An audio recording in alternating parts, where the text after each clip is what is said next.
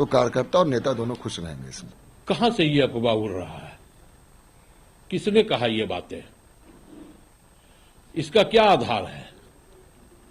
तो हमें लगता है कि बिना आधार का, बिना किसी बात का एक अफवाह फैलना ये आम बात हो गई है महागठबंधन सरकार के ऊपर। कहीं कोई बातें नहीं है, कहीं कोई फेरबदल की संभावनाएं नहीं है, क्योंकि भारतीय जनता पार्टी अब पूरी तरह से बेरोजगार हो चुकी है। तो अब अफवाह फैला करके वो अपने आप को रोजगार देने का काम कर रही है। खैर, यह पहली बार नहीं है जब कांग्रेस में इस तरह के फेरबदल की चर्चा हुई हो। जब भी पार्टी या सरकार की किरकिरी होती है, वेटिंग लॉबी महत्वाकांक्षाओं के आधार पर चर्चा तेज कर देती है। अब इंतजार करना होगा कांग्रेस आलाकमान और मुख्यमंत्री हेमंत सोरेन की अगली प्रतिक्रिया क्या होगी। टीवी45 के लिए कैमरामैन शिव कुमार के साथ लीजा। झारखंड में हेमंत सरकार तो स्थिर है, लेकिन कांग्रेस में विरोधाभास देखने को मिल रहा है और कारण है बड़बोले इरफान अंसारी। उनको लेकर के लगातार चर्चाएं होती है, इस बार भी चर्चाएं हो रही है और दो फाड़ में लगभग बटी हुई नजर आ रही है कांग्रेस। और इसी पर चर्चा करने के लिए हमारे साथ कांग्रेस नेता जितेंद्र यादव, साथ ही साथ बीजेपी नेता विजय चौरसिया जी हमारे साथ जुड़ चुके हैं। आप दोनों का बहुत बहुत स्वागत है। जितेंद्र जी, क्या कहेंगे? एक तरफ रांची में बयान जिस तरीके से सामने आ रहे हैं, दो फाड़ में बटी हुई नजर आ रही है, इरफान अंसारी को लेकर के नाराजगी, और जो मंत्रिमंडल है, अगर बात की जाए कांग्रेस कोटे से जो मंत्री, ऐसा नहीं लग रहा है कि जो बैठे हुए हैं जिन्हें मौका नहीं मिला वो ये चाह रहे हैं कि भाई उनको हटा करके अब दूसरे को मंत्री बनाया जाए, जिस तरीके से बयान देते रहते हैं इरफान अंसारी। सबसे पहले आप तमाम पैनलिस्टों को नमस्कार। देखिए, ऐसा है कि जिस प्रकार की अटकलें जो दिख रही है जी, हमें नहीं लगता है कि इसमें ऐसी कोई सत्यता है। संगठन अपनी जगह है और सरकार अपनी जगह है, और संगठन और सरकार का जो सामंजस्य है निश्चित तौर पे काफी अच्छा है। इसलिए हमें नहीं लगता है कि जो इस प्रकार की बातें जो मीडिया के अंदर या फिर जो लोग कर रहे हैं उनके कहने का कोई मतलब निकलता है। निश्चित तौर पे हमारे जितने मंत्री हैं सारे मंत्री बेहतरीन काम कर रहे हैं, और भारतीय जनता पार्टी निश्चित तौर पे अभी बिल्कुल बेरोजगार बैठी हुई है। तो हम उन्हें यह नसीहत देते हैं कि अभी आपके सामने नगर निगम का चुनाव है, आप इन तमाम चीजों पर अपना ध्यान केंद्रित ना करते हुए आप अपनी ऊर्जा नगर निगम के ऊपर लगाएं, तो निश्चित तौर पे आपको कुछ रोजगार प्राप्त हो सकता है।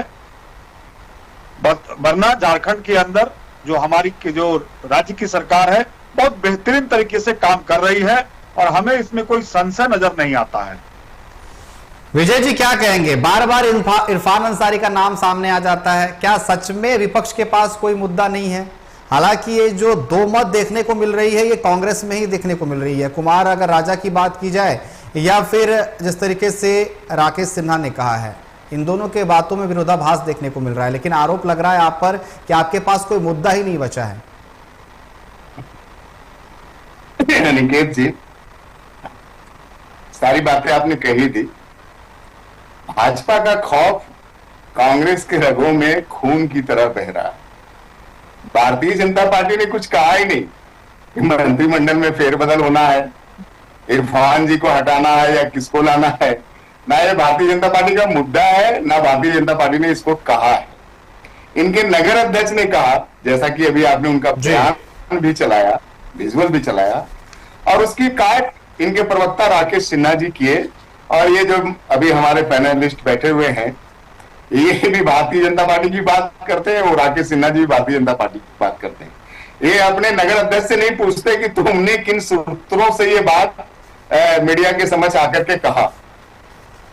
हम ये कहते हैं अनिकेत साहब कि मंत्रिमंडल का फेरबदल या मंत्रिमंडल किसको मंत्री बनाना है नहीं बनाना है, ये जो दायित्व है, ये जो जिम्मा है, ये जो अधिकार है, वो आदरणीय मुख्यमंत्री जी को है, हेमंत जी को है। वो चाहे तो इन नमूनों को ढोए, वो चाहे तो सरकार की जो किरकिरी हो रही है उसको थोड़ा सा बेहतर करने का प्रयास कर सकते हैं वो, ये उनका दायित्व है, उनका कर्तव्य है। भारतीय जनता पार्टी इस पे कोई टिप्पणी नहीं करती। लेकिन हालिया दिनों में जो बयानबाजी, जिसकी चर्चा, जिसकी ओर इशारा इनके नगर अध्यक्ष कर रहे थे, टी राजा या क्या नाम बताया आपने, तो ये बताता है कि इनके जो मंत्री हैं ये तो दायित्वों का पालन तो कर ही नहीं रहे हैं, जो मर्यादा होती है पद की उस मर्यादा को भी तार तार कर रहे हैं। आप हालिया बयान जो आप इनके जो अभी आपने भी बताया और मैं भी उसी वर्ड को दोहराता हूं, बड़बोले डॉक्टर मंत्री जो है कथित, बीएलओ अगर घर में आए तो उसको बंद कर दो घर के अंदर, बयान उनका देखिए। बीजेपी के दफ्तरों को नष्ट कर देंगे। अगर किसी ने हमें बांग्लादेशी कहा तो मैं उनको जमीन के अंदर गाड़ दूंगा। और अभी आपने देखा कि हिजाब विवाद में कैसे ये दूसरे प्रदेश की मोहतरमा को अपने यहां नौकरी दे रहे थे, मनमाना वेतन देते हुए, मनमाना सुविधा देते हुए, जिसको इन्हीं की सरकार ने दूसरे दिन ही काट दिया 24 घंटे के अंदर। तो ये तो मंत्री हैं इनके। अभी हालिया बयान और आप देख लीजिए कि अगर राशन डीलर कुछ काट लेता है, अनाज आधा किलो कम देता है तो कोई बात नहीं है, ये मंच से बोलते हैं, ये मंत्री हैं। अब आप समझिए कि ये भ्रष्टाचार को बढ़ावा देते हैं या भ्रष्टाचार को रोकने का प्रयास करते हैं। इनसे व्यवस्था सुधरेगी या व्यवस्था को बिगाड़ने में ये लगे। तीसरी बात, अभी आपने इनको देखा है, तो वीडियो बहुत बढ़िया वायरल हुआ कि मौलाना है ना, बाहर बैठाओ इसको, मौलाना को बाहर बैठाओ, अच्छा आदिवासी भाई आए हैं, इनको अंदर ले जाओ, मिठाई खिलाओ। तो ये वीडियो खुद ही, इस तरह का वीडियो ये साझा भी करवा रहे हैं सोशल मीडिया पे। पता नहीं क्या जग जाहिर करना चाहते हैं, क्या बताना चाहते हैं। और अभी एक और वीडियो कल ही इनका रिलीज हुआ है नौकरी को लेकर के।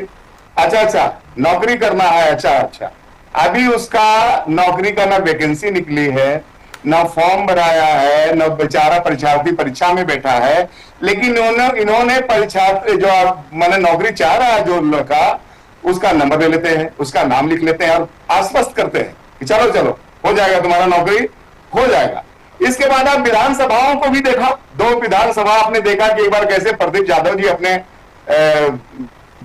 साथी विधायक से ही उलझ गए, और इससे पहले कि विधानसभा सत्र में वो जो संसदीय कार्य मंत्री का प्रभार निभा रहे थे सुदीप कुमार सोनू जी, उनसे उलझ गए। तो इस तरह से सरकार की किरकिरी कराने वाले मंत्री इस मंत्रिमंडल में है, जो ठगबंधन का मंत्रिमंडल है। भारतीय जनता पार्टी इस पे यही टिप्पणी करती है कि जो भी मंत्री हैं वो अपने दायित्वों का निर्वहन करे, चीजों का समाधान करे, जो समस्याएं हैं उनकी विभाग में उस पे गंभीरता बरते, उसका समाधान करे। जिन वायदों को करके ये जनता से सत्ता में आए हैं उन वायदों को ये अब सफलीभूत करें, उन वायदों को ये निभाएं, ना कि जो पद और प्रतिष्ठा इनको मिला है, जो एक प्रोटोकॉल होता है पद का, जो एक गंभीरता होती है पद का, उसका माहौल जी बिल्कुल आते हैं आपके पास, चौरसिया जी आपके पास आते हैं हमारे साथ राजनीतिक विश्लेषण